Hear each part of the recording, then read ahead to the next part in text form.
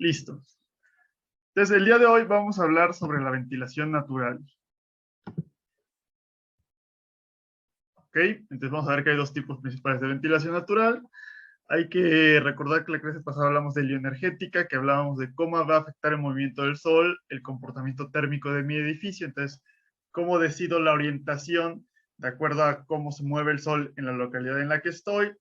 Y además vimos cómo se diseñan las protecciones solares, que las protecciones solares van a evitar que entre el sol cuando es demasiado caliente y también nos van a ayudar más adelante en la iluminación natural. Hoy vamos a ver algunos principios de ventilación natural y también cómo podemos orientar nuestro edificio de acuerdo al viento predominante que hay en la zona. Entonces, vamos a ver primero cuáles son los beneficios de la ventilación natural o para qué hacemos ventilación natural. Entonces, hay que tener en cuenta que es muy importante el viento, o sea, es imperante tener un conocimiento adecuado de cómo va a ser el viento para poder hacer una planeación urbana y planeación de edificios adecuada. Porque el viento nos puede ayudar a enfriar un lugar cuando hace mucho calor o puede quitarnos calor cuando hace frío. Entonces, puede ser, al igual que la radiación solar, como ya comentamos, puede ser o bueno o malo, sobre todo si hace calor o si hace frío. Y también, como vimos en la clase de confort, si el viento es muy fuerte, si tiene una velocidad muy alta, puede ser muy incómodo y también puede llegar a causar incluso daños. También comentábamos que se tiene que renovar la calidad del aire para evitar altas concentraciones de CO2 y altas concentraciones de patógenos y de malos olores, ¿no? Entonces, con la ventilación natural, o sea, esto se puede hacer con la ventilación mecánica o con la ventilación natural. Entonces, la idea de la ventilación natural es que nos va a permitir cumplir con las condiciones de confort térmico y de calidad del aire sin gastar energía o que si tenemos un sistema mecánico nos va a reducir considerablemente el uso de energía. Entonces, es igual que el diseño bioclimático, que el aislamiento no tiene que trabajar separado de estos sistemas convencionales mecánicos, sino que pueden trabajar juntos, hacer una sinergia y reducir el consumo energético para que sea más sustentable nuestro edificio. Entonces, aquí podemos ver, si se acuerdan, hay una curva de la variación de temperatura en el exterior a lo largo del día y también hay una curva que se está punteada que va a ser de la variación de la temperatura interior. Y las dos tienen una forma sinusoidal, pero van a estar recorridas de fase, que va a ser el retardo que hablamos con la inercia térmica, y también la curva del interior, por lo general, va a ser un poco más chata, con menor amplitud. Esto es gracias a nuestra envolvente térmica. Y aquí aparte nos está graficando la zona de confort. Entonces, a veces vamos a estar afuera de la zona de confort en el interior. Y justamente lo que nos está diciendo es que gracias a la ventilación podemos bajar esa curva o subirla, en caso, o sea, bajarla en verano cuando hace mucho calor. Y en invierno también. Ok, sí, sí. A ver. Entonces, en verano, en la noche, cuando hace mucho calor, en el interior la bajamos. Hace más frío afuera que adentro, entonces permitimos ventilación, que se acuerdan, una estrategia de control bioclimático era la ventilación nocturna, entonces hay aire caliente adentro, permitimos que entre el aire más fresco de afuera y bajamos la curva para que haya confort en la noche. En invierno lo que puede pasar es que haga más frío adentro que afuera durante el día debido a este retardo de la inercia térmica. Entonces, justamente si hay aire más caliente debido a la radiación solar, permitimos que entre para que durante el día estemos en condiciones de confort. Ahora, podría llegar a suceder que el aire en invierno esté más frío afuera, y entonces ahí sí no nos conviene tener la ventilación natural. O en la noche, si el aire exterior es muy frío, pues también queremos evitar la ventilación natural. Lo mismo en verano, durante el día queremos evitar que esté entrando aire constantemente del exterior porque el aire va a estar más caliente. Entonces, tanto en verano como en invierno podemos utilizar la ventilación para bajar la temperatura o para aumentarla, dependiendo de la estación y de la hora del día. Entonces, para poder estudiar la ventilación natural, tenemos que estudiar cómo se comporta el aire, cómo es la mecánica de fluidos. Nosotros hemos estudiado la hidráulica y conocemos muy bien las características del agua. Entonces, el aire pues va a ser un fluido igual que el agua y se va a poder calcular de la misma manera. Solamente hay que tener en cuenta que el aire es considerablemente menos denso que el agua, alrededor de 10 veces menos denso, pero resulta que aunque sea menos denso, el aire es más viscoso, que es más o menos lo que pasa con el aceite. El aceite flota sobre el agua, pero es mucho más viscoso que el agua. Y lo que es sobre todo diferente es que es un gas y no es un líquido, o sea, sigue siendo un fluido, pero la diferencia es que va a ser un gas compresible. Y entonces siempre nos dicen que las ecuaciones de mecánicas de fluidos, cuando le agregamos la variación de la densidad, se complica considerablemente la situación. Pero para nuestro caso vamos a poder suponer que el aire se comporta como un fluido incompresible si cumple con ciertas condiciones que nos la está poniendo aquí la presentación. Entonces, obviamente, en la capa laminar, que se acuerdan es la zona de fricción en que está casi en contacto con nuestra tubería o con nuestro sólido que nos está moviendo, ahí, pues sí, el aire se va a estar comprimiendo constantemente. Pero si nos vamos fuera de eso, no hay problema y no es compresible el aire. Si el aire se mueve también a velocidades relativamente bajas y también calculamos el número de Reynolds, igual que con el agua, y si el número de Reynolds es bajo, es decir, si tenemos un flujo ya sea laminar o de transición, el aire se va a comportar como un fluido incompresible. Y además, si no estamos variando continuamente la temperatura y la presión, también no vamos a tener problemas de compresibilidad. Y vamos a poder calcular, por ejemplo, ductos de aire que hablábamos en la ventilación mecánica, exactamente igual que como calculamos tuberías de agua. Esa es la ventaja que tenemos de tener, considerar el aire como incompresible. Además, eso va a querer decir que ciertas fórmulas que hemos estudiado en hidráulica, como la fórmula para las pérdidas por fricción de Darcy-Weisbach y el coeficiente F que nos lo daba con Colebrook-White, y también que lo podemos leer en el diagrama de Moody, van a resultar ser universales, es decir, que pueden aplicar para todos los fluidos. Yo puedo hacer cálculos con agua, con aceite, con petróleo si es líquido exclusivamente, o con aire utilizando estas fórmulas. Hay otra fórmula que también han utilizado ustedes, que es la de Manning, y esa sobre todo se utilizaba para canales. También se puede utilizar Manning para tuberías, pero Manning sí funciona únicamente para agua. Pero estas otras fórmulas las pueden utilizar ustedes para aire. El problema que vamos a tener es que el asunto del flujo o de la ventilación es mucho más complejo que el flujo de agua a través de una tubería. El flujo de agua a través de una tubería es unidimensional, es decir, pues sí, o sea, nuestra tubería es tridimensional, ¿no? Pero realmente el agua únicamente se mueve sobre un solo eje y eso simplifica considerablemente el cálculo.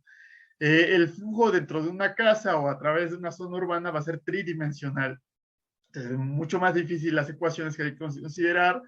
También no va a ser una tubería así circular sencilla, sino que las geometrías de los cañones urbanos son mucho más complejas, la diferencia de tamaños de los edificios, de las calles, de la topografía o los cuartos y paredes dentro de un edificio, y eso va a generar turbulencias muy fuertes y nos lleva a un comportamiento complejo.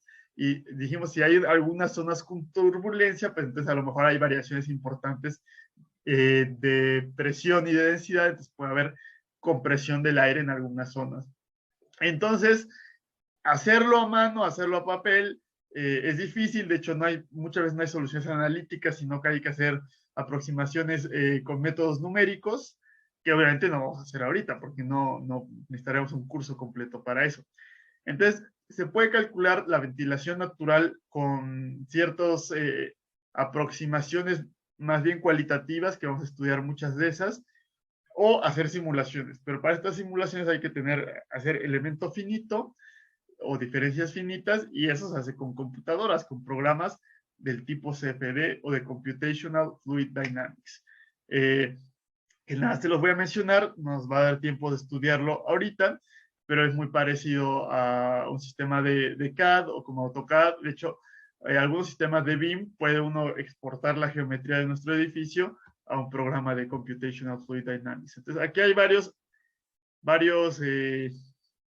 programas que ustedes pueden utilizar. Algunos programas no solamente se utilizan para edificaciones, sino, por ejemplo, para aerodinámica de automóviles, etcétera. Hay otros como este Design Builder, que sí es específico para edificaciones. Y estos que están en negrita son específicos son de software abierto. MIT CoolVent es para ventilación natural específicamente. Y OpenFOAM es general de mecánica de fluidos, pero también es abierto. Ese creo que se utiliza con Python, hay que estar programando. Pero bueno, entonces normalmente uno va a hacer su modelo tridimensional, va a escoger cómo va a ser la malla para hacer esta simulación de mecánica de fluidos y más o menos pues el resultado va a ser de este tipo, ¿no? Vamos a tener un mapa de colores que nos va a decir, puede ser el campo de presiones, de velocidades, etcétera. Puedes tener estos rayos trazados para ayudarnos a comprender más o menos cómo se está moviendo el aire. Esto es, por ejemplo, en una zona urbana. También lo podemos hacer en el interior de un edificio. Aquí nos está diciendo el color es más o menos la velocidad, entonces podemos saber cómo se está. De hecho, también ahí hay o el campo de direcciones, pueden ver ustedes unas flechas, el campo vectorial que nos está diciendo no solamente la velocidad, sino hacia dónde se está moviendo el aire. Entonces podemos ver que, por ejemplo, por esta ventana está saliendo. Entonces, pues eso nos va a poder tener ya una solución analítica de cómo se está comportando la ventilación en nuestro edificio. Pero para poder hacer eso, primero hay que entender los principios básicos. Entonces, si seguimos hablando de cómo sería la mecánica de fluidos del aire, hay que recordar qué es lo que genera movimiento en un fluido. Entonces, primero, no hay que tener obstáculos que bloqueen el paso, es decir, no puede haber una válvula cerrada, tiene que poder permitir que haya movimiento y tiene que haber una diferencia de energía. Tiene que haber un punto que tenga más energía y un punto que tenga menos energía. Normalmente en el agua la diferencia de energías es diferencia de presión. Un punto que tiene más presión va a tener que otro punto, y entonces eso empieza a generar un cierto flujo, que es lo que tenemos aquí. Vamos a tener zonas de viento o de aire con mayor presión y zonas con menor presión. Pero también en el aire, como puede haber ciertas variaciones de densidad, podemos tener este flujo convectivo. Entonces podemos tener una zona caliente y una zona fría, y recordemos que el aire caliente es menos denso que el aire frío, entonces el aire frío va a tender a bajar y el aire caliente va a tender a subir. Entonces realmente lo que va a pasar es que esta diferencia de temperaturas va a generar una diferencia de densidad y luego la diferencia de densidad va a generar una diferencia de presión. Entonces es una cadena. Temperatura, densidad, presión, y ya la diferencia de presión va a ser el motor que va a generar ese movimiento. En condiciones normales del aire, que va a ser temperatura y presión más o menos lo que encontramos en el día a día o en un edificio, podemos suponer que el aire es un gas ideal. Podemos simplificarlo. Ya en otros cálculos de máquinas térmicas, pues no suponemos que el aire es ideal, pero en nuestro caso de ventilación natural vamos a suponer que es ideal y eso también simplifica muchísimos cálculos. Podemos tomar dos opciones. Una es querer simplificarlo todavía más y suponer que únicamente tenemos aire seco. Y entonces, para el aire seco, si ustedes recuerdan, ya les había puesto yo esta ecuación que nos relaciona la densidad, la presión y la temperatura, que realmente no es más que un cierto despeje y poner unos numeritos a la ley de los gases ideales, la de PV es igual a NRT, específico para el aire.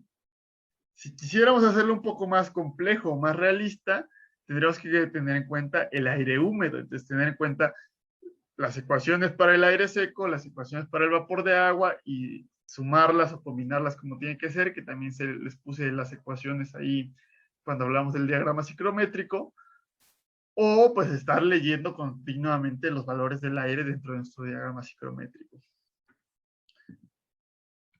Hay que tener en cuenta que el aire, sus características van a variar de acuerdo a la altura, sobre todo la velocidad del aire sube considerablemente conforme vamos aumentando la altura. Esto es porque el terreno funciona como una capa laminar y de turbulencia, con cierta rugosidad. Entonces, de acuerdo a la rugosidad, es la variación de la velocidad con respecto a la altura.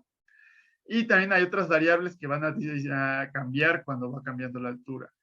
La temperatura del aire normalmente disminuye conforme aumentamos la altura, pero puede llegar a haber inversiones térmicas.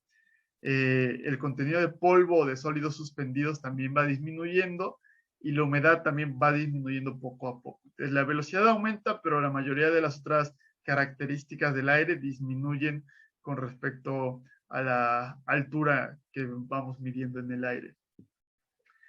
Entonces, muchas veces cuando yo busco mis datos climáticos, hay que tener en cuenta en dónde estaba esa estación meteorológica de donde se tomaron los datos climáticos, o si son de algún modelo climático, a qué altura sobre el terreno estaban medidos.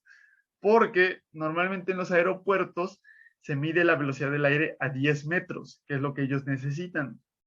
Pero si yo tengo un edificio de 2 pisos, pues un edificio de 2 pisos no va a tener más de 7 metros. Entonces, tener la velocidad del aire a 10 metros y suponer o hacer cálculos con la velocidad del aire a 10 metros, pues me va a generar ciertos errores. O si tengo un rascacielos de 300 metros y nada tomo en cuenta la velocidad a 10 metros de altura, pues voy a tener problemas considerables porque conforme vaya más alto, el viento va a ser mucho más fuerte de lo que yo supuse. Entonces, una manera de poder corregir estos datos simplemente es saber a qué altura se midieron y corregirlos a la altura a la que yo los necesite. Entonces, esto lo vamos a hacer fácilmente de acuerdo a lo que nos indica la norma, o sea, es la norma para estructural para edificios del viento, pero bueno, las ecuaciones son válidas para cómo se comporta el viento. Entonces, estas ecuaciones de las normas técnicas complementarias, pues ya deben estar ustedes familiarizados, ¿no? Ya las deben de haber estudiado con anterioridad. Entonces, hay que tener en cuenta que las normas técnicas, al final, yo de todos mis cálculos lo que obtengo es una velocidad total. Pero hay que tener cuidado, esa es la velocidad, las velocidades que nos indica esa norma son las velocidades extremas, o sea, no es la velocidad promedio, que es la que necesitamos para el diseño bioclimático. Entonces, lo único que vamos a calcular va a ser el coeficiente con respecto a la altura, para que los datos promedio climáticos que yo obtuve, poderlos ajustar de acuerdo a la altura. Entonces, justamente nos dan estas normas técnicas complementarias un factor alfa que va a depender de la altura a la que estemos, de un número alfa y de un número delta. Entonces, el número alfa y el número delta van a depender de la rugosidad del terreno. Entonces, al igual que lo hacen con las estructuras, para su edificio ustedes van a tener que saber en qué tipo de terreno está y entonces escoger alfa y delta. Otro factor que va a ser la topografía del terreno. Entonces, de acuerdo a la topografía del terreno, tengo que multiplicar este factor que obtuve por pues, estos factores de acuerdo a la combinación de topografía y de rugosidad del terreno. Entonces, eso nos va a dar más o menos en donde esté ubicado mi edificio, y por eso recuerden que es muy importante la localización del edificio, nos va a decir cómo se va a comportar el viento con respecto a la altura. Entonces, yo ya puedo obtener una ecuación que va a describir la variación de la velocidad del viento con la altura. Y va a ser importante, ahorita vamos a ver más adelante. Hay que recordar, esto también lo deben haber visto en el diseño sísmico, bueno, en el diseño estructural, más bien, la presión dinámica, ¿no? Entonces, cuando tenemos un fluido que pasa alrededor de un obstáculo, pues van a haber diferentes zonas de presión. Entonces, aquí donde el fluido se está acumulando y está intentando salir, se da una zona de presión positiva, y donde el fluido está volviendo a converger, que está intentando jalar esto, se da una zona de presión negativa. Entonces, aquí lo podemos ver de perfil, como por lo general en la fachada sobre la que da el viento tenemos presión positiva, en la fachada contraria tenemos presión negativa, en el techo tenemos presión negativa y en los laterales también hay presión negativa, ¿no? Normalmente la presión no es constante, tiene ciertas formas polinómicas, pero si ustedes recuerdan, normalmente decidimos un coeficiente de presión para cada cara, ¿no? Ese coeficiente de presión o el qué tan grande va a ser esta presión positiva o negativa depende mucho de la geometría del edificio. Entonces, pues sí, no es lo mismo este que tiene esta planta irregular a uno que tiene una planta cuadrada, que sea más alto, más pequeño, que tenga un techo inclinado, y que el techo inclinado también, la presión, el signo de la presión que vayamos a tener va a depender también de qué tan inclinado es ese techo. También, si ustedes recuerdan, una cosa es la presión estática y otra va a ser la presión dinámica. Entonces, entre más velocidad tiene un fluido, más baja la presión, porque la energía se convierte de presión estática a energía de velocidad. Entonces, como va variando la velocidad del aire con la altura, vamos a tener incluso dentro de una misma fachada mayor presión más abajo y a mayor altura vamos a tener menor presión del aire. Y esto justamente nos va a generar este flujo o esta ventilación natural, porque dijimos que el aire fluye de acuerdo a diferencias de presión. Entonces, si tengo una zona con presión positiva y una zona con presión negativa, el aire va a querer fluir de positivo a negativo. Entonces, justamente hay que saber, para poder conocer el gasto o qué tan fuerte va a ser ese flujo de aire o qué velocidad va a tener el aire, pues hay que poder cuantificar qué tan positivo es y qué tan negativo es, o cuál es la magnitud en cada zona.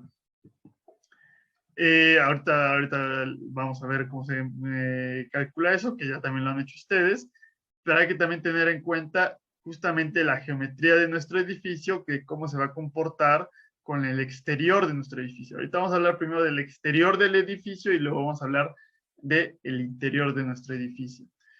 Entonces, podemos tener un edificio más alto que va a tener esta zona que va a ser una zona de calma, que es la zona de presión negativa. Vamos a tener cierta turbulencia, pero las velocidades van a ser mucho menores. Entonces, con un edificio más alto enfrente de uno más pequeño, yo puedo proteger a este edificio pequeño del viento. Pero, entonces, si quisiera evitar el viento, pues puedo poner el edificio alto aguas arriba, ¿no?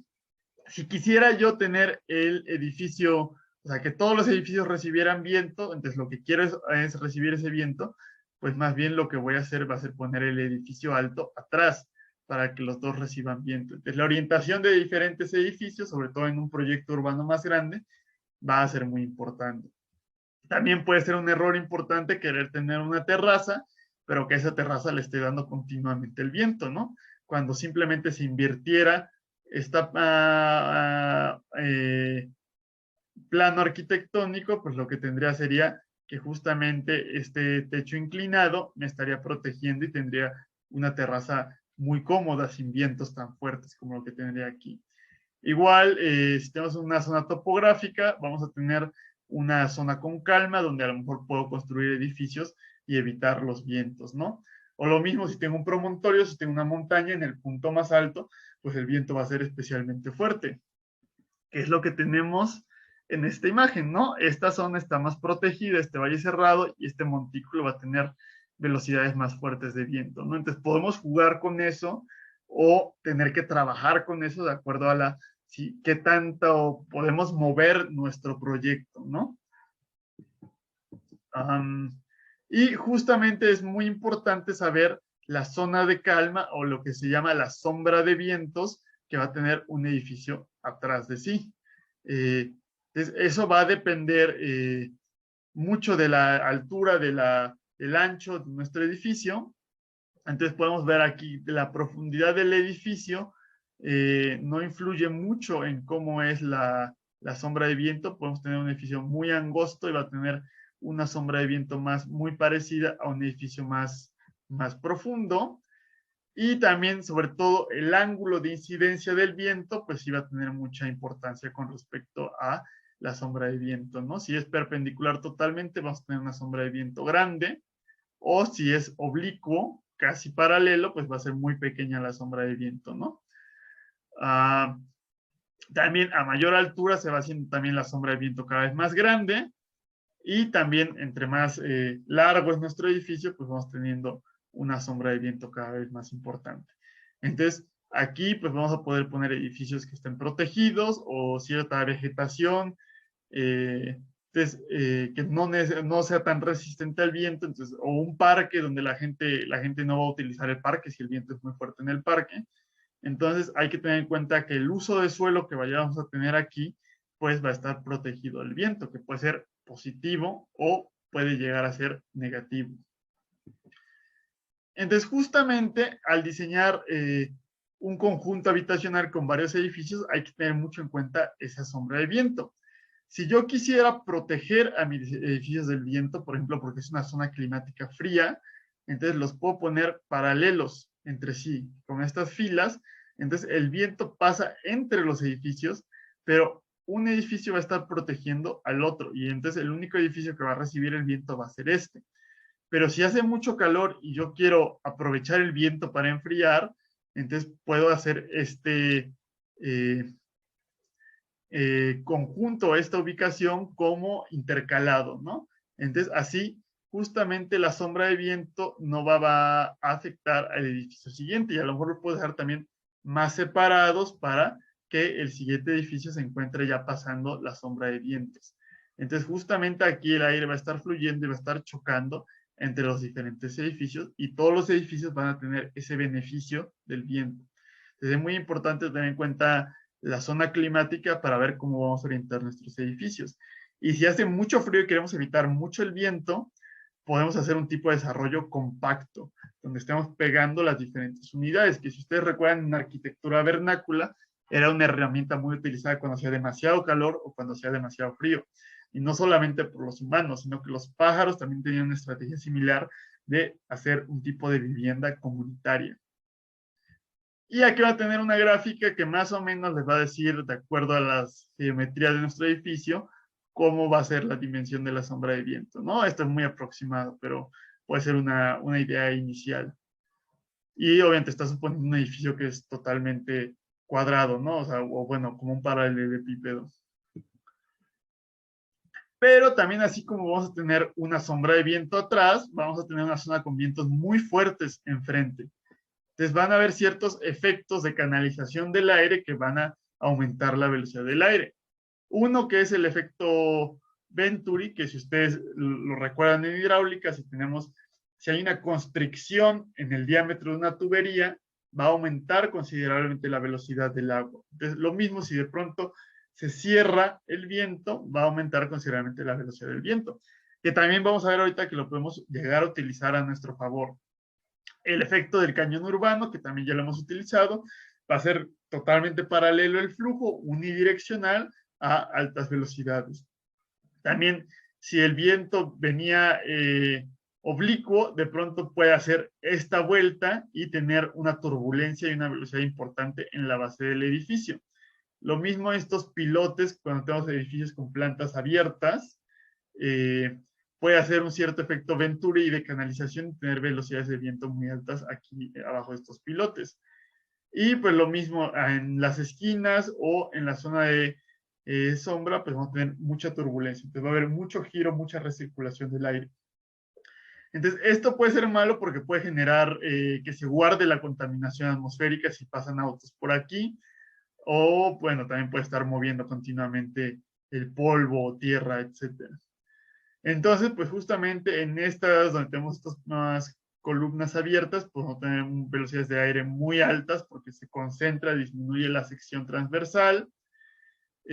Igual aquí donde choca este viento y va a tener que girar para poder salir, tenemos velocidades y mucha turbulencia. Pero, por ejemplo, entonces, esto puede ser muy incómodo para la gente que está a nivel de piso. Entonces, una manera de solucionar este problema de velocidades altas que tenemos es, en vez de tener un edificio que su perfil sea totalmente rectangular, podemos tener como una cierta L invertida. Entonces, esta vuelta o esta turbulencia, en vez de darse a nivel de piso, se va a dar un poco más arriba sobre esta terraza, ¿no? Entonces, aquí, pues la gente que esté sobre la calle va a tener mayor confort. Pero esta terraza va a ser muy incómoda porque va a tener mucha velocidad. Entonces, a lo mejor puedo diseñarla para que no sea de acceso para las personas. A lo mejor puede tener, por ejemplo, equipo de aire acondicionado, todas las manejadoras que vimos, ¿no? Y lo mismo que ya vimos en otro imagen. En este caso, lo que estás diciendo es para invierno, puedo tener el edificio, si el viento viene por el norte, pues pongo el edificio algo grande al norte, entonces el edificio protege del viento a las otras casas y las casas reciben, o todos, incluido el edificio, reciben el sol por el sur y se calientan, ¿no? Si quisiera recibir viento y protegerme del sol, pues puedo invertir justamente la orientación de nuestro plan urbano, ¿no? Entonces es muy importante tener en cuenta cómo se va a comportar presión positiva y negativa, cómo podemos hacer cambiar la orientación o utilizar la topografía, cómo van a haber sombras de viento de acuerdo al tamaño de nuestro edificio, cómo puedo cambiar si yo tengo un conjunto habitacional, la orientación o el arreglo de los edificios para protegerme o para aprovechar el viento, y cómo un edificio muy grande canaliza o controla el aire y puede tener efectos que tiene una sombra con velocidades bajas y tiene una zona con velocidades mucho más altas. Y que hay ciertos métodos para poder evitar esos problemas que tenemos con la ventilación, del comportamiento de cómo es el flujo en el exterior. Ahorita estamos viendo exclusivamente cómo fluye el aire alrededor de nuestro edificio. Ahorita vamos a empezar a ver cómo fluye el aire dentro de nuestro edificio. Entonces, justamente el primer tipo de ventilación interna que vamos a ver va a ser la ventilación cruzada. Entonces, lo que vamos a hacer va a ser tener aperturas de un lado y del otro lado del edificio, y justamente una cara va a tener presión positiva por el exterior y otra va a tener presión negativa. Entonces, en esa apertura, el viento va a fluir de positivo a negativo. Entonces, es importante saber que la ventilación cruzada se da por la diferencia de los coeficientes de presión dinámica en cada cara. Entonces, bueno, ya se nos va a acabar los 40 minutos, entonces nos desconectamos y nos volvemos a conectar.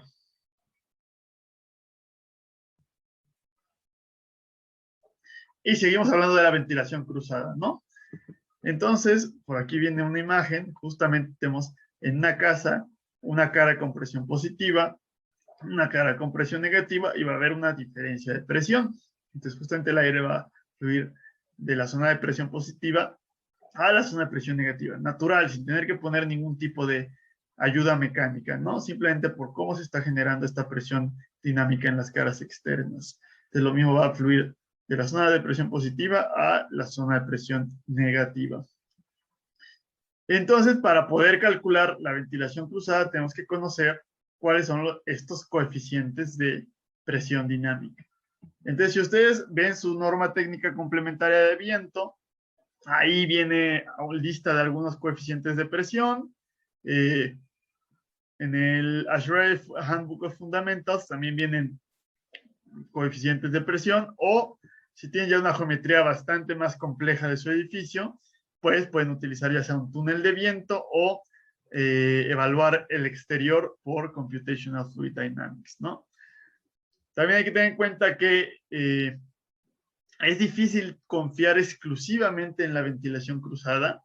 Por eso normalmente es una ayuda a la ventilación mecánica, porque el viento tiene una naturaleza estocástica. Entonces, es decir, sabemos en promedio cuánto sopla y por dónde sopla, pero no sabemos en qué momento, si realmente ahorita va a estar soplando el viento o no va a estar soplando el viento.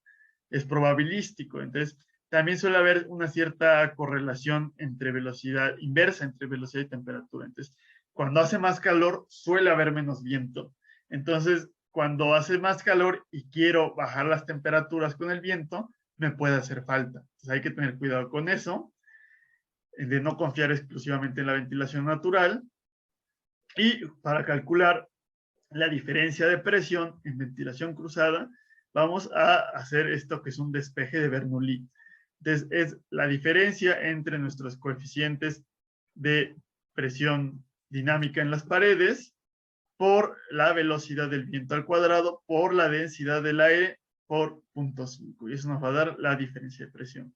Es justamente la energía que tenemos de acuerdo, o sea, la energía cinética del aire. Y para calcular ahora sí el gasto o el flujo de aire, pues también lo vamos a hacer con Bernoulli, justamente. Nada más hay que tener en cuenta que esta versión de Bernoulli no está considerando las pérdidas por fricción, porque las pérdidas por fricción en el interior de una casa que tiene varias divisiones, puertas, etcétera, van a ser muy difíciles de cuantificar a menos que hagamos Computational Fluid Dynamics. Entonces, estamos obteniendo un estimado máximo de la ventilación natural, y hay que tener en cuenta eso. Es muy importante saber que solamente estamos viendo el máximo posible. Entonces, aquí está la ecuación, que el gasto que vamos a tener va a ser la raíz cuadrada de 2 veces la diferencia de presión, que ya la estudiamos acá, entre la densidad del aire por esto, que va a ser el área por el coeficiente de descarga efectivo. Entonces, si ustedes recuerdan sus clases de hidráulica, cuando tenemos un orificio, ese orificio genera una cierta pérdida, una cierta caída de presión. y eso lo medimos de acuerdo al coeficiente de descarga con orificios. Entonces, para las ventanas suele ser de 0.65. Podría ser diferente y podríamos calcularlo con más precisión, pero normalmente vamos a calcularlo con 0.65. Y vamos a tener que hacer esta ponderación, ¿no? Entonces va a ser el inverso de la raíz cuadrada de la suma del inverso de la multiplicación del área de una cierta ventana por su coeficiente de descarga al cuadrado, más el inverso del área de la otra ventana por su coeficiente de descarga al cuadrado. Y así podemos considerar cuando hay ventanas con diferentes coeficientes de descarga o con diferentes áreas. Ya que calculamos eso, pues lo metemos a esta fórmula. Ahora, ¿qué va a pasar? Aquí estoy suponiendo que solamente tengo una entrada y una salida. ¿Qué pasa si tengo una salida por la otra cara que no estamos viendo, ¿no? Hacia adentro de la pantalla. Entonces, ahí voy a poder, como no estamos considerando la fricción, podemos empezar a hacer ciertas superposiciones, es decir, calcular el efecto del flujo de aquí a acá y el flujo de aquí a la otra salida por separado, sin tener tanto error. Pero lo que hay que superponer va a ser las presiones. Entonces, calculo la presión para cada caso, sumo las presiones y ya al sumar las presiones calculo el gasto. Si sumo los gastos individuales voy a tener un error importante que voy a exceder de lo que realmente está sucediendo. Hay que tener en cuenta que lo que hay que superponer es la diferencia de las presiones. Y así ya vamos a poder cuantificar cuánto hay o con qué velocidad o con qué gasto, qué tan rápido se está renovando el aire debido a estas ventanas que nos están permitiendo la ventilación cruzada. No hay más que lo que ya han hecho ustedes con hidráulica. Y pues justamente hay que decidir la disposición de los cuartos internos y de las ventanas de acuerdo a lo que quiero, ¿no? Si quiero pues, o favorecer la ventilación, pues hago que en la dirección de vientos dominantes pues se permita, ¿no? Haya esta que no esté interrumpido la trayectoria del aire entre puertas, entradas y ventanas, ¿no? Y si por el contrario quiero evitar la ventilación interna, pues voy a poner muchos muros y ventanas que no coincidan para que el aire no pueda entrar por aquí, sino que tenga que fluir por afuera. Y lo mismo, ¿no? Si quiero protegerme del viento, así como decíamos, que yo pueda poner las zonas habitadas hacia el sol o protegerlas del sol, lo mismo, ¿no? Puedo poner las zonas habitadas protegidas por las zonas de servicio, como un garage, hacia donde dé el viento, o pues puedo ponerlas justo para que el viento atraviese estas zonas habitadas, ¿no? Va a depender si hace calor o si hace frío de acuerdo a lo que necesito. Entonces la distribución de arquitectónica de nuestras habitaciones pues puede influir fuertemente en si el viento va a ser confortable o nos va a afectar. Y también la orientación o el ángulo de incidencia del viento va a ser importante. Entonces, si yo tengo un viento perpendicular a nuestras aberturas, va a pasar de largo, ¿no? Y estas zonas, estas esquinas, va a haber cierta turbulencia. Entonces, normalmente es mejor que el viento incida con cierto ángulo, porque así va a tener que dar la vuelta dentro de nuestro cuarto, entonces va a ser mayor el flujo y mayor la zona que se va a estar renovando el aire, va a ser menor la turbulencia que va a haber. Entonces, por lo general es mejor tener cierto ángulo de incidencia del viento. Y lo mismo aquí hemos visto en estos casos, ventanas encontradas, ¿no? Que en una pared hay una ventana y en la pared opuesta hay una ventana. Pero como les digo, también puede haber que en paredes adyacentes haya ventanas, ¿no?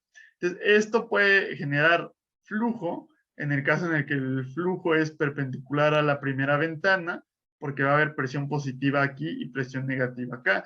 Pero en caso en que cayera sobre esta arista el viento, estas dos caras que no tienen ventana van a tener presión negativa y estas dos caras que sí tienen ventana van a tener presión positiva. Si hay presión positiva y presión positiva, no fluye el viento, porque dijimos que el viento tiene que fluir en ventilación cruzada de acuerdo a una diferencia de presión. Entonces, si las presiones son iguales, no entra el viento y pues ya desaproveché esa ventilación natural, ¿no? Entonces hay que tener cuidado no solamente con cómo pongo mis ventanas, sino con el ángulo de incidencia con respecto a mi edificio. Y bueno, también va a ser importante esto, vamos a ver primero esta imagen, las protecciones solares que yo pueda tener en mi ventana, también dijimos que eran mejores las protecciones múltiples porque pueden redirigir el viento. Si yo hago una protección de tal manera que el viento se redirija hacia arriba, el habitante que esté en este cuarto no va a sentir el viento. Entonces, pues sí voy a renovar el aire, pero ese poder de enfriamiento que va a tener la ventilación lo voy a desperdiciar.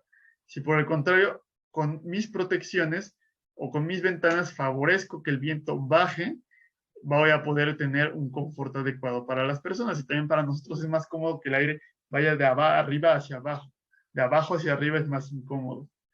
Lo mismo también, no necesariamente tienen que estar a la misma altura mis ventanas, pero por lo general si pongo la ventana de entrada arriba, el aire va a fluir por arriba, lo cual no quiero. Si la pongo más abajo, el aire va a fluir por abajo. Entonces, no me interesa mucho que el aire vaya hacia arriba, sino que quiero que el aire vaya por abajo.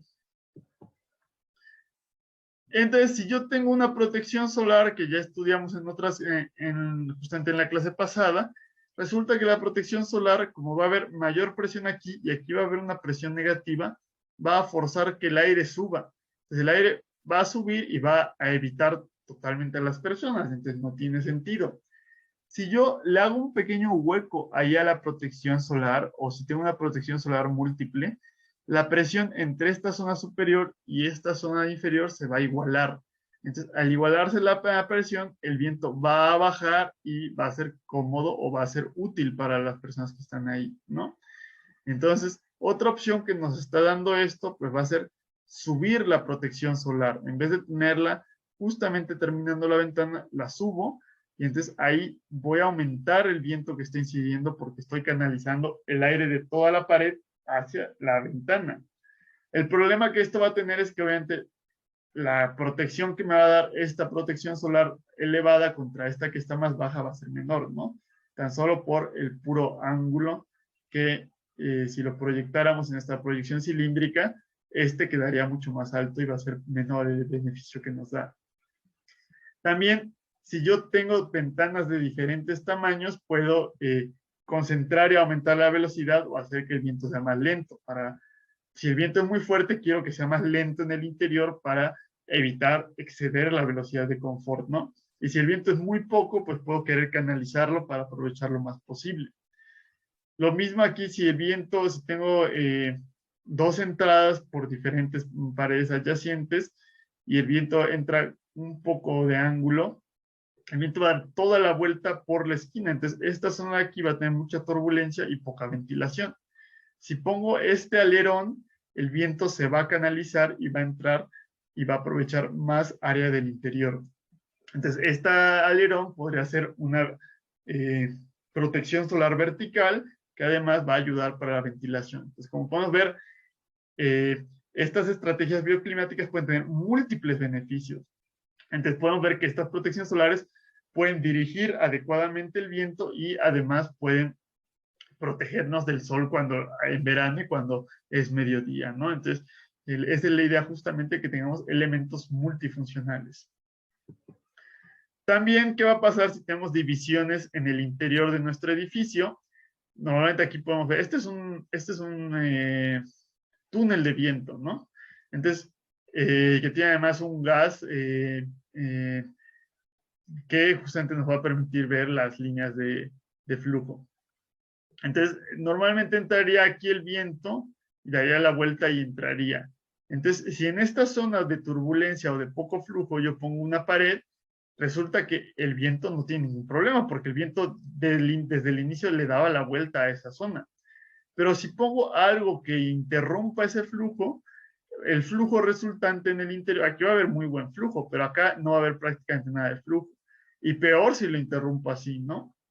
Entonces, lo que les quiero decir es justamente este es el análisis cualitativo que nos va a decir, puedo yo calcular cuál es el gasto ideal de flujo de aire por ventilación cruzada, pero la orientación de cuartos y ventanas va a ser, con respecto a la dirección del viento dominante, va a ser muy importante para que ese viento realmente se aproveche correctamente, porque aquí puedo tener un gasto adecuado, pero se va por arriba. Pues tengo el gasto adecuado o incluso un poco menor por abajo, va a ser mejor, mucho mejor. Y aquí hay una forma, unas gráficas que nos pueden ayudar a calcular así, muy básicamente o a primera instancia, cuál sería la velocidad o del viento en el interior, conocida la velocidad del viento en el exterior. Entonces, si supongo que la velocidad del viento en el exterior es del 100%, la velocidad del viento en el interior va a ser, en este caso, del 45%, ¿no?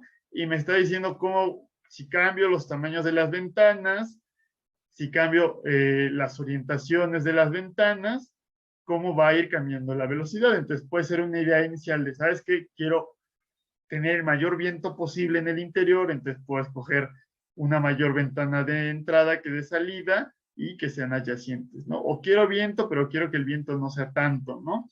Entonces, pues puedo escoger a lo mejor esta configuración que nada más me da un 35%.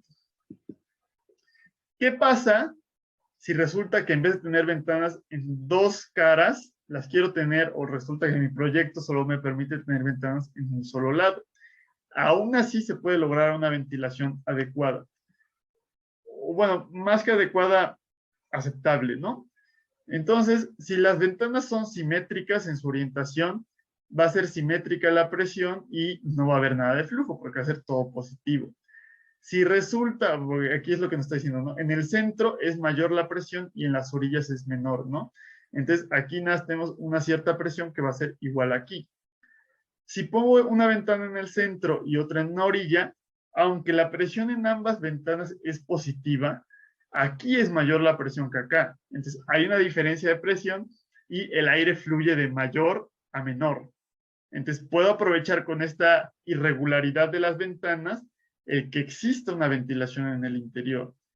Y mejor aún, si hago que el viento no incida perpendicularmente y además le agrego unos alerones a mi ventana, ahí sí puedo generar una zona de presión positiva y una zona de presión negativa.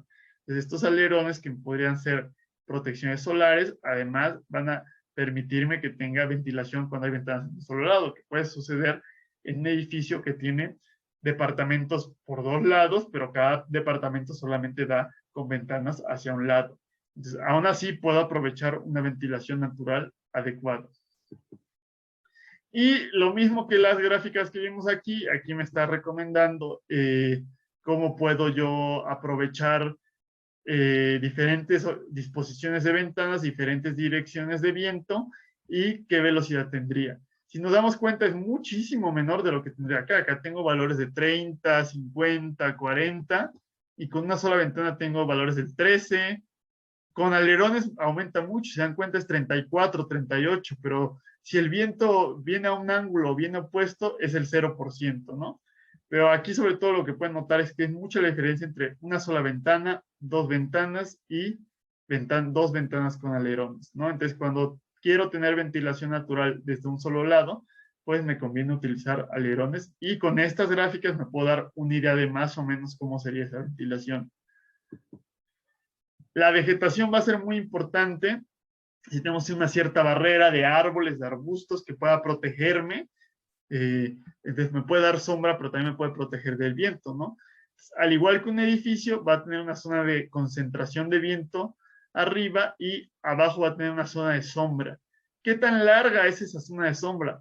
Resulta que, a diferencia de un edificio, estas barreras de vegetación tienen una cierta porosidad. De acuerdo a qué tan densa es el follaje del árbol, va a ser la porosidad o qué tanto va a poder pasar a través del viento.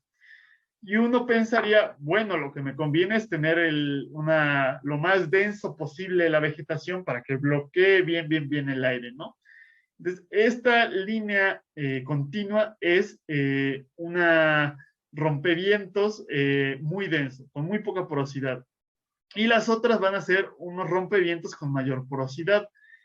Resulta que sí es cierto que el rompevientos más denso va a hacer que la velocidad del viento en esta sombra va a ser mucho menor que cuando es más poroso. Pero aquí es donde está el detalle. La zona de la sombra, o la densidad o la profundidad de la sombra, que podemos decir que es más o menos la distancia entre dos ciertos puntos cuando es lo suficientemente baja la velocidad, es muy angosta en un rompevientos muy denso.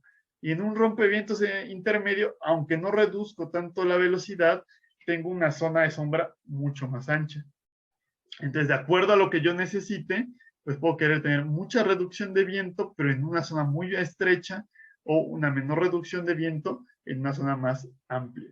Entonces, no hay que, también es importante decidir qué porosidad va a tener mi barrera de vegetación. Y aquí está más o menos, también hay que tener cuidado porque si llega a haber un hueco en mi barrera de vegetación, vamos a tener un efecto Venturi y vamos a tener mayores velocidades de viento, ¿no? Entonces, más o menos aquí podemos ver perfil y planta, cómo se comportaría nuestra barrera de vegetación con respecto a las velocidades del viento. Aquí hay unas gráficas también donde están analizando diferentes formas de la barrera. Aquí sería como una barda que es plana totalmente, triangular, como un árbol o cilíndrica, y cómo varía la velocidad. Aquí, aquí tiene 15% más, aquí es del 25%. Entonces, de acuerdo a la forma que tenga de perfil nuestra barrera de vegetación, pues también va a ser cómo se va a comportar esta sombra de viento. Y más o menos aquí pueden ver en planta, teniendo esta barrera, pues sí, también cómo varían las velocidades del viento. Entonces pueden darse también una idea de acuerdo a lo que quiera, dónde podría ubicar mi edificio para que me proteja esta barrera. Si se dan cuenta, aquí está la barrera. Entonces, la zona de mayor protección no es justamente pegada a la barrera, es un poquito más adelante. Entonces, pues justamente voy a poder jugar con las barreras de arbustos o con árboles completos para decidir cómo va a ser la ventilación en el interior de mi edificio. Puedo decidir que sea poca si pongo cerca la barrera o que sea mayor si la pongo más lejana, ¿no? También puedo dirigir parte por arriba, evitar ese viento si pongo un árbol muy alto, y eso va a depender de qué tan cerca o qué tan lejano esté mi árbol, ¿no? Entre más lejos va a ser menor el efecto que va a tener. Y resulta que si combino un árbol y un arbusto, puedo incluso llegar a invertir la circulación del viento en el interior con respecto a la dirección del viento en el exterior. Entonces, tengo mucha más flexibilidad de lo que tenía con el sol, porque yo no puedo decidir cambiar la dirección del sol o por dónde viene el sol, pero sí puedo cambiar la dirección del viento, de acuerdo a la vegetación y la orientación de mi edificio. Entonces, si resulta que el viento predominante es en esta dirección, pero a mí no me sirve ese viento predominante, me sirve más que venga del otro lado, pues puedo llegar a combinar arbustos y árboles para que el viento entre invertido por la casa. E incluso dentro de un mismo edificio puedo hacer que en una zona entre invertido y en la otra zona entre normal, ¿no? Entonces puedo jugar y es muy importante tener en cuenta esa vegetación para hacer nuestro diseño bioclimático adecuado. Y justamente puedo yo aprovechar el efecto Venturi si la velocidad del viento es poca. Si quiero tener mucho más viento, hago una cierta fila de árboles que concentren el viento. Entonces, aquí estoy poniendo dos arbolitos que están canalizándolo, o aquí estoy captando, o sea, estoy usando un túnel que está dirigiendo todo el viento hacia nuestro edificio. Entonces, aquí me estoy protegiendo con la vegetación, pero aquí estoy aumentando la velocidad del viento con la vegetación. También aquí podemos ver si resulta que, de acuerdo a mi proyecto, tengo esta dirección del viento, pero las ventanas están en el otro lado. Entonces, pues aquí tendremos presión negativa y no hay flujo. Si resulta que pongo estos como alerones, pero de vegetación, aquí se va a acumular, entonces voy a permitir que entre un poco el viento. Mejor si lo hago así, voy a tener una zona de presión positiva y una zona de presión negativa, y ahora sí vamos a tener esta ventilación cruzada en el interior. O por el contrario, los pongo en esta orientación y ahí estoy evitando por completo el que entre el viento, de acuerdo a que necesite, si quiero que entre o si quiero que no entre. Y lo mismo, puedo tener ventanas o puertas, pero evitar que el viento entre por esas ventanas o puertas. Entonces, justamente, pues puedo tener bardas adicionales, alerones, zonas de escaleras o de entradas, pórticos, arbustos que eviten que entre el viento por las aberturas. Entonces, hay mucho juego ahí de acuerdo a la geometría. Hay que tener una idea intuitiva de cómo se comporta. Obviamente esto ya para cuantificarlo, pues convendría calcular al menos con computadora los coeficientes de presión, ¿no? Si podemos calcular también el flujo por el interior, sería lo ideal. Pero por eso esto es a lo que les estoy hablando con el estudio cualitativo, un estudio para saber intuitivamente cómo se está comportando el viento afuera y dentro de mi edificio y cómo puedo utilizar ciertas herramientas para modificar ese flujo del viento. Entonces también, si yo quiero tener árboles que me den sombra, pero que permitan la ventilación, pues tengo que tener la copa del árbol lo suficientemente alta para que el viento pueda seguir fluyendo, ¿no? Y eso va a ser importante porque si ustedes recuerdan, dijimos que con radiación solar, para que me diera sombra en verano, pero permitiera pasar los rayos del sol en invierno, quería tener vegetación caducifolia. Pero con respecto al viento, cuando quiero protegerme del viento, por lo general quiero protegerme en invierno. Entonces, en invierno necesito vegetación perenne. Entonces, en un proyecto de vegetación hay que buscar combinar tanto vegetación caducifolia como vegetación perenne para que algunos árboles pierdan las hojas y otros no, y aprovechar de manera adecuada el sol y el viento a nuestro favor. Entonces también el viento o las protecciones, los rompevientos pueden ayudarnos a nuestra envolvente térmica. Si hace mucho frío en el exterior, el viento por convección se va a estar robando calor. Entonces si reduzco el viento, voy a estar reduciendo la pérdida de calor. Entonces además vamos a tener la infiltración, que ahorita vamos a hablar brevemente de la infiltración. Otro efecto que va a tener el viento va a ser la superficie. Aquí tenemos una zona asfáltica y una zona vegetada con pasto y va a cambiar la humedad relativa y la temperatura de acuerdo a donde estemos. La zona con pasto va a tener mayor humedad relativa y menores temperaturas y la zona con asfalto va a tener menores humedades relativas y mayores temperaturas. Entonces, lo ideal para evitar la isla de calor urbano es tener mayores zonas con vegetación. Entonces, ese fue el primer tipo de ventilación natural en el interior de un edificio, fue la ventilación cruzada, donde tenemos dos ventanas en diferentes paredes, una zona con presión positiva, una zona con presión negativa, y el flujo entraba de un lado a otro, de acuerdo a la diferencia de presión. Vamos a tener también el efecto chimenea, que el efecto chimenea se los muestro aquí. Tengo una ventana a una altura y otra ventana a otra altura y el viento va a fluir de acuerdo a la diferencia de altitud. Entonces, en el otro podemos tener en ventilación cruzada, podemos tener ventanas a la misma altura y que el viento fluyera de un lado a otro. Y en ventilación por chimenea, efecto chimenea, lo que vamos a tener que de importancia va a ser diferencia de altura. Aquí ya no va a ser tan importante el coeficiente de presión dinámica, sino tanto qué tanta diferencia tienen de altura estas ventanas. Y justamente, más o menos, así es el flujo que se va a dar. Si tengo justamente una zona como un cubo de escaleras por donde puedo canalizar el aire como chimenea, pues va a ser mucho mejor. Entonces, justamente lo que va a ser la diferencia de potencial gravitatorio y la diferencia de temperaturas lo que nos va a dar ese flujo de efecto chimenea. Ahorita les enseño por qué, ¿no? Y simplemente la diferencia de presión por efecto de chimenea va a ser la diferencia de presión en el exterior más la diferencia de presión en la entrada, es decir, en esta ventana, más la diferencia de presión en salida, es decir, esta ventana, y eso va a ser, pues, si ustedes recuerdan, la energía potencial gravitacional es ρGH, ¿no? Entonces aquí va a ser la diferencia de las densidades entre el exterior y el interior por la G por la diferencia de altura.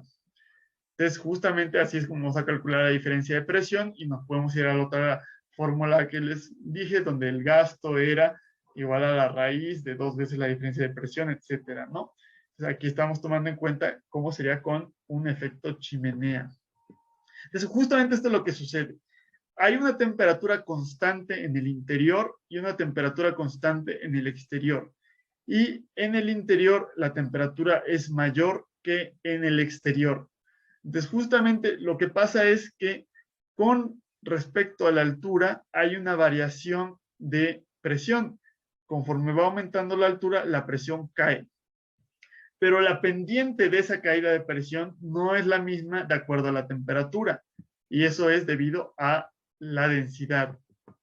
Entonces, justamente, cuando hace más calor, la caída de presión con la altura es menor, y cuando hace más frío, la caída de presión con la altura es mayor.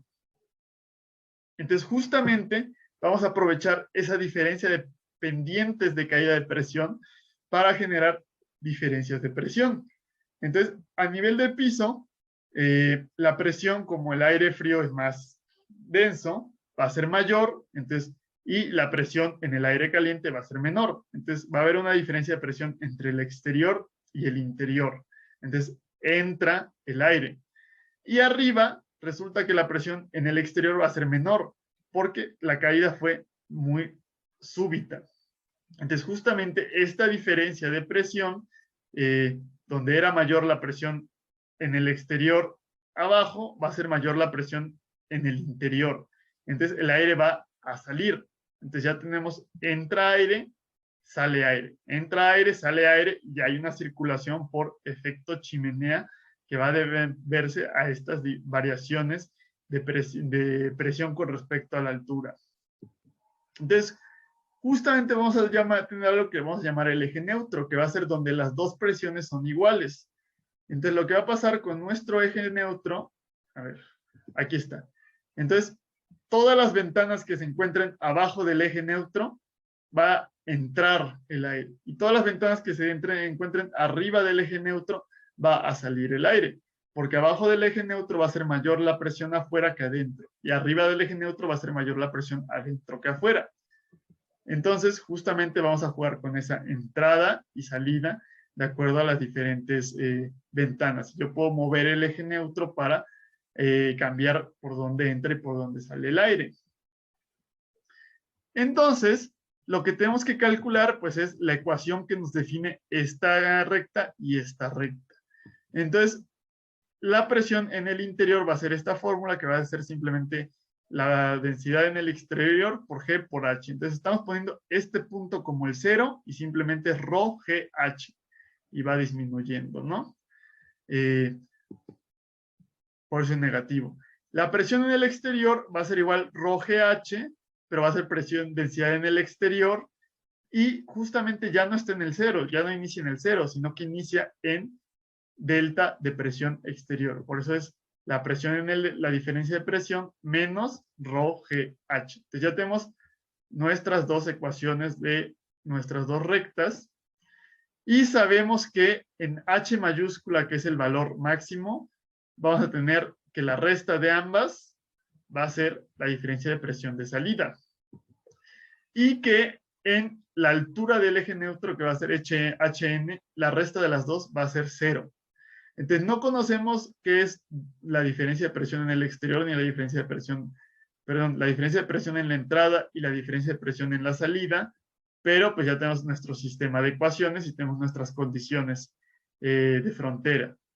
Ahora, la diferencia de presión en cada entrada o salida va a depender de la ecuación de continuidad, ¿no? Va a ser la densidad en el exterior por el gasto al cuadrado entre el área al cuadrado entre el coeficiente de descarga al cuadrado. Entonces, con esta ecuación yo puedo calcular la diferencia de presión, pero no conozco cuál es el gasto. Entonces ya tengo un sistema de ecuaciones donde lo que voy a tener que despejar va a ser el eje neutro y el gasto, que en este caso el gasto de salida y el gasto de entrada tiene que ser el mismo porque no se va a estar acumulando aire. Y pues ya voy a poder definir cómo son mis curvas y encontrar la altura del eje neutro y saber en qué ventanas entra y en qué ventanas sale. Estas ecuaciones son simplemente para cuando tengo el caso de una ventana y otra ventana. Cuando hay varias ventanas, como en este caso, se va a complicar mucho más el cálculo y de hecho eso no lo vamos a estar viendo ahorita, ¿no? Simplemente vamos a ver el caso con una ventana que entra y una ventana que sale. Entonces, justamente aquí nos está diciendo que tenemos que despejar la diferencia de presión en la entrada y vamos a calcular con eso el eje neutro, ¿no? Si resulta que el área de entrada y el área de salida son las mismas, entonces el gasto de entrada y el gasto de salida es el mismo. El eje neutro se encuentra justamente a la mitad. Si no son iguales las ventanas, pues entonces no se va a encontrar a la mitad y hay que calcularlo. Y si queremos complicarlo todavía más, a esta ecuación de la presión en el exterior, le agregamos la variación de la presión con respecto a la altura, que no es más que la que vimos de la norma técnica complementaria. Y entonces, pues ya nuestra resolución del sistema de ecuaciones se va a complicar un poco más, pero bueno, tampoco es imposible, ¿no? Y si tenemos la variación de la velocidad con la altura, la diferencia de presión, pues va a ser la diferencia de presión en la entrada, la diferencia de presión en la salida y la suma de la diferencia de presión debido a la velocidad. Ahorita les comento esto de la chimenea solar. Entonces, justamente si consideramos la velocidad del aire en el exterior, la altura del eje neutro baja, porque en el exterior, si dijimos que bajaba rápidamente la presión, con la variación de cada vez mayor velocidad, la caída de presión en el exterior todavía va a ser mayor. Entonces, este eje neutro se va a encontrar abajo. Y pues justamente esto aplica para una casa de 2 pisos o aplica para un edificio de 50 pisos, ¿no? Simplemente tenemos una altura de eje neutro y hay que procurar que todas las zonas habitadas pues, o ocupadas entre el flujo y que justamente el eje neutro se encuentre lo más alto posible para que solamente ya sea en estas zonas de arriba de la azotea donde esté saliendo. No tiene mucho sentido que en estas oficinas esté saliendo el aire, ¿no? Entonces podemos jugar justamente con esa altura del eje neutro, tener una zona de presión negativa y de presión positiva y justamente va a estar fluyendo en ese sentido el aire. Aquí es positivo porque es positivo con respecto al exterior y aquí es negativo porque es negativo con respecto al exterior. Entonces aquí es positivo y negativo y entra y aquí es positivo y negativo y sale. Y justamente puedo utilizar lo que se conoce como chimenea solar para aumentar este efecto. Entonces, si tengo la salida de nuestro efecto chimenea pintada de un negro, entonces la absorción va a ser mucho mayor y aquí se va a calentar el aire. Entonces, aquí habíamos supuesto que el aire en el interior y el aire en el exterior tenían temperatura constante, pero puedo complicar yo todavía más la ecuación si hago que haya una variación de temperatura con respecto a la altura en el interior y eso va a hacer todavía un motor más fuerte de nuestra ventilación por efecto chimenea, porque este aire caliente va a querer salir, va a querer subir. Entonces, eso va a estar jalando cada vez más aire. Entonces, si la salida de aire la pinto de negro, se vuelve una chimenea solar y va a jalar con mayor fuerza y con mayor gasto este motor de la ventilación natural. Y puedo combinarlo con ventilación artificial, como aquí tenemos un ventilador, simplemente donde está la salida le pongo un ventilador para que cuando las diferencias de temperatura o los coeficientes de presión no sean adecuados, activo el ventilador para mantener la ventilación adecuada. Aquí les pongo ya unas fotos de más o menos cómo podría verse en la vida real unas chimeneas, unas torres hechas específicas para efecto chimenea. Este es un refugio para animales y esto es pues como que un centro cultural, ¿no? Entonces, estas ventanas que tenemos arriba están también ayudando para dar cierta ventilación natural. Y vamos a ver que este tipo de ventanas también nos van a dar iluminación natural. Entonces, como decimos, son elementos multifuncionales. Ahora ya de lo último que vamos a ver hoy, todavía faltan 2 cositas, va a ser las filtraciones. Entonces, por todas las pequeñas aberturas, por todas las ventanas, todas las puertas que no cierran bien, van a haber flujo de aire, que son las filtraciones. Son involuntarias porque son espacios por donde no se quedó bien cerrado y no fue a propósito. Algunos lugares recomiendan tener filtraciones y que con esas filtraciones se dé de manera natural la renovación del aire, pero por lo general va a ser negativo porque vamos a estar perdiendo calor. Es un hueco en la envolvente y vamos a estar liberando ese aire que ya enfriamos o ese aire que calentamos en invierno, se va a estar perdiendo por ahí. Entonces nos puede generar fuertes pérdidas y una carga importante. Entonces, pues hay que buscar evitar esas filtraciones. Vimos que, por ejemplo, con la espuma de poliuretano expandido, se pueden llegar a cerrar esas filtraciones. Y hay unos estándares cuando hablemos de certificaciones y también van a leer de eso, el estándar Passive House, que ellos quieren cerrar totalmente, hacer una casa totalmente sellada, donde no haya nada de filtración y que todo sea por ventilación mecánica, ni siquiera buscan la ventilación natural, ¿no? Entonces eso puede ser un poco extremo y tampoco es tan positivo o tan adecuado. Bueno, entonces vamos a desconectarnos y nos volvemos a conectar para estos últimos minutos para ver lo que queda de la clase. Ahorita vayan conectando los demás, ya están conectando varios. Ok. Ya del último que vamos a ver va a ser la orientación por viento. Entonces, así como calculamos la orientación de un edificio por la radiación solar, vamos a calcular la orientación de acuerdo al viento. Entonces, por lo general, vamos a querer tener viento en verano para enfriar, para ayudar a bajar la temperatura, y vamos a querer evitar viento en invierno. Entonces, tenemos que hacer la rosa de los vientos que ya vimos mes a mes o de acuerdo a la época sobrecalentada y subcalentada. Entonces, así ya sé por dónde viene y a qué velocidad viene el viento en cada época del año. Y voy a hacer algo muy parecido a lo que hacemos con la orientación solar. Simplemente voy a decidir pesos relativos del 0 a 1 de acuerdo a cada dirección. Entonces, en verano, la dirección que tenga más viento va a ser 1 y la que no tenga viento va a ser 0. Y en invierno, la dirección que no tenga viento va a ser 1. Y simplemente puedo decidir ponderar si me es más importante el verano o si me es más importante el invierno. Sumo esas calificaciones y la que tenga la mayor calificación es la mejor.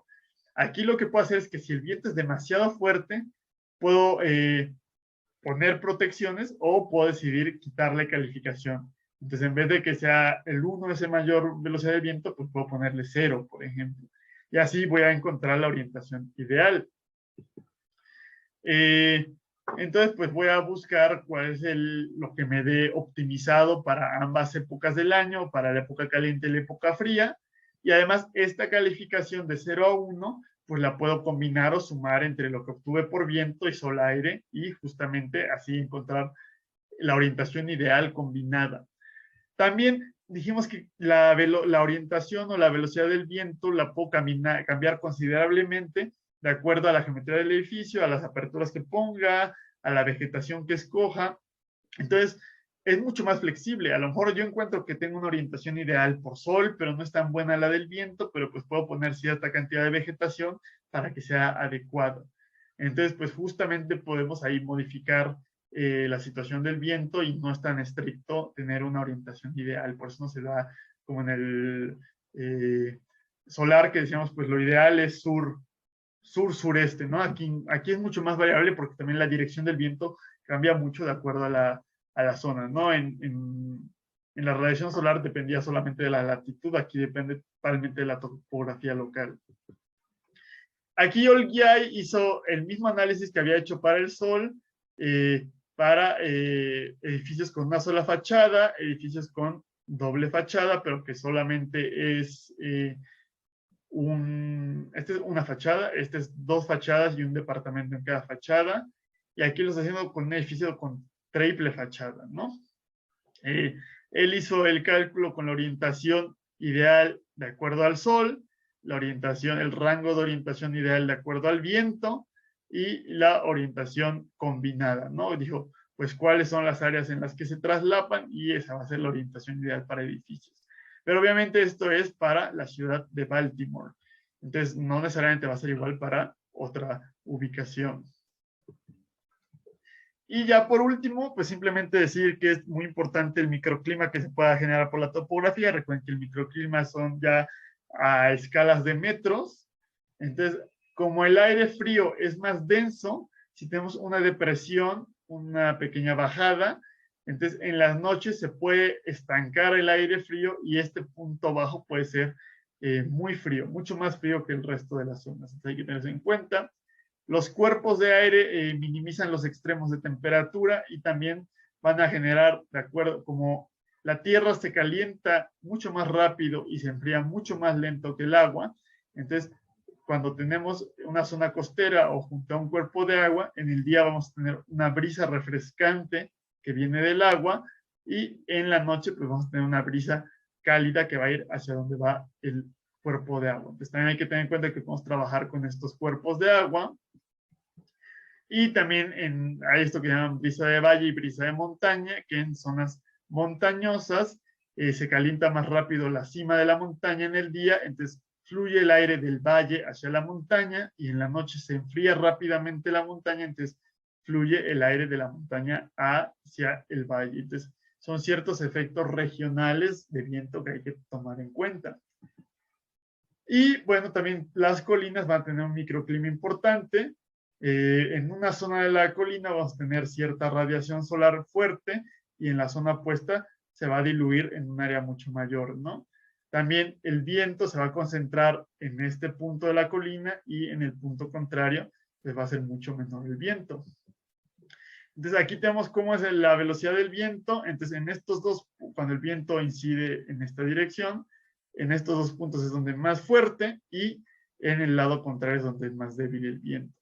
También la precipitación en una colina suele tener ciertas variaciones y resulta que en el lado contrario del viento es donde más precipitación vamos a tener y en este lado es donde menos precipitación vamos a tener. Y ya entonces por último podemos hacer una gráfica de acuerdo al microclima de cada colina y ver cuáles van a ser las condiciones climáticas de temperatura, de viento, de sol en cada zona de la colina. Entonces, si tengo toda una colina a disposición, pues puedo decidir dónde más me conviene de acuerdo al clima que yo tenga, ¿no? Y si tengo un lugar específico de la colina, pues puedo saber más o menos qué condiciones de clima me van a tocar.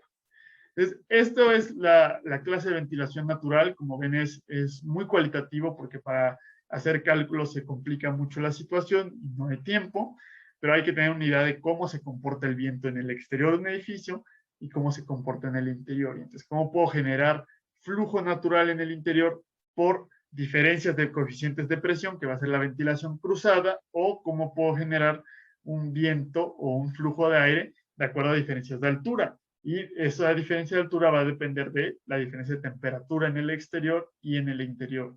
Es decir, no se va a generar efecto chimenea si no hay diferencia de temperatura entre el exterior y el interior. Y justamente ese efecto chimenea pues va a hacer que fluya de abajo hacia arriba el aire. Y pues con eso podemos trabajar en conjunto con la ventilación artificial. Entonces ya en la tarea para esta clase van a leer cómo se puede aplicar esto para grandes edificios, para que vean que no solamente es para pequeñas casas estas medidas bioclimáticas. No sé si alguien tenga alguna duda, alguna pregunta que quieran hacer.